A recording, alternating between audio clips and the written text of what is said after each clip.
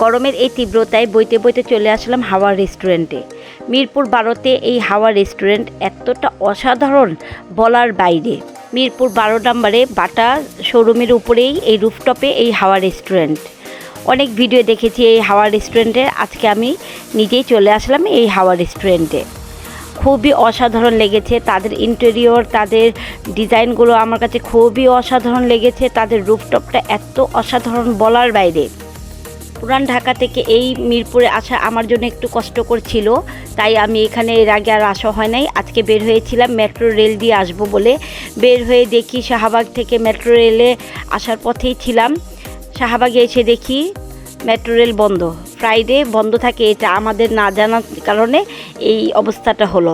তারপর আর কি উবার করে চলে আসলাম এই মিরপুর 12 নম্বরে হাওয়া রেস্টুরেন্টে। এখানে এসে আমার কাছে খুবই ভালো লেগেছে। এই রুফটপটা এতটা অসাধারণ বলার বাইরে, আমার কাছে খুবই ভালো লেগেছে। এখানে ফটো শ্যুট করার মতো, ভিডিও করার মতো অনেক লটস অফ স্পেস আছে। এইটা আমাদের ফ্রাইডে আউটিং ছিল, লোকজন অনেক ছিল, অনেক রাশ ছিল। তারপরেও নিজের মতো একটু ছবি ভিডিও সবই করলাম। এই জায়গাটা আমার কাছে পুরোপুরি কক্সবাজারের একটা ফিল মনে হয়েছে, খুবই ভালো লেগেছে। ঢাকার মধ্যে এক টুকরো কক্সবাজার পেয়ে আমার কাছে খুবই ভালো লেগেছে। মনে হচ্ছিল যে আজ আমি এটা কক্সবাজারে শ্যুট করছি।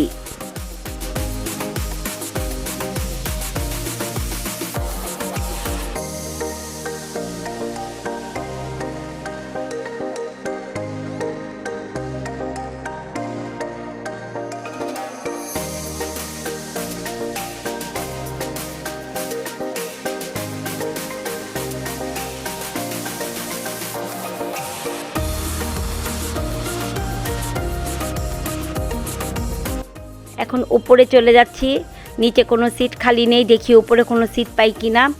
অনেকক্ষণ ওয়েট করে আমি 1 ঘন্টা ওয়েট করে আমি নিজেদের জন্য সিট নিতে পেরেছি। আজকে আমি এখানে বেশি কিছু খাই নাই, কারণ আমাদের রাত্রে ডিনারের আরেক জায়গায় বুকিং দেওয়া ছিল, তাই এই জায়গায় আমি একটু হালকা পাতলা বিকেলের খেয়ে আমি বের হয়ে গিয়েছি।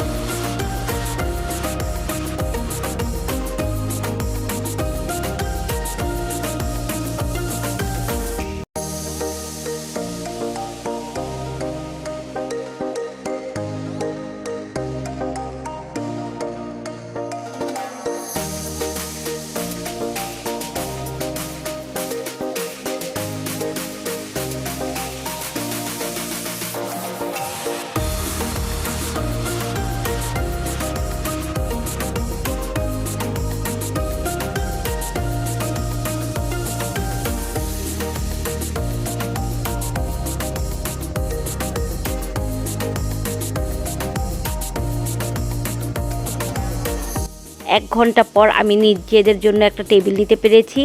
আজকে আমি শুধু এখানে পিৎজা অর্ডার করেছি, আর রাতের ডিনারটা আমাদের রোড সাইড কিচেনে আমাদের এখানে বুকিং দেওয়া ছিল।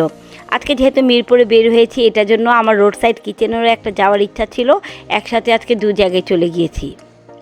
এই যে আমাদের পিৎজাটা চলে এসেছে। পিৎজাটা এত ইয়াম্মি, ওদের খাবারগুলোও দেখেছি আমি, মানসম্মত, খুবই মজা, খুবই এভাবে তাদের খাবারগুলো রিজনেবল প্রাইসে ছিল, খুব বেশি না যে কেউ অর্ডার করতে পারবে না, এমনটাও অস্বাভাবিক ছিল না। পিৎজাটা এতটা চিজি ছিল এবং এতটা ইয়াম্মি ছিল বলার বাইরে, আমার কাছে খুবই ভালো লেগেছে। এই তো আমাদের খাওয়া শেষ, যেহেতু শুধু পিৎজা খেয়েছি তাই খুব দেরি হয় নাই। এখন আমরা বের হয়ে যাচ্ছি। তাদের রাতের দৃশ্যটাও খুবই সুন্দর ছিল, লাইটিংগুলো খুবই সুন্দর ছিল। যেহেতু আমরা সন্ধ্যা হয়ে গিয়েছিল বের হতে হতে, তাই সেই দৃশ্যটাও আমি আপনাদের জন্য দেখিয়ে দিয়েছি। আপনারা অবশ্যই এখানে আসবেন, এখানে খুবই ভালো লাগবে। খোলামেলা একটা পরিবেশে আপনাদের কাছে খুবই ভালো লাগবে, যে আমার কাছে খুবই ভালো লেগেছে, আশা করি আপনাদের কাছে খুবই ভালো লাগবে। যারা এখনও আমার চ্যানেলটিকে সাবস্ক্রাইব করেননি তারা চটজলদি করে ফেলুন। প্লিজ আমার ফেসবুক পেজটিকেও ফলো করে দিন। আল্লাহ হাফেজ। আজ এই পর্যন্তই, আবার দেখা হবে নতুন কোনো ব্লগে। আল্লাহ হাফেজ।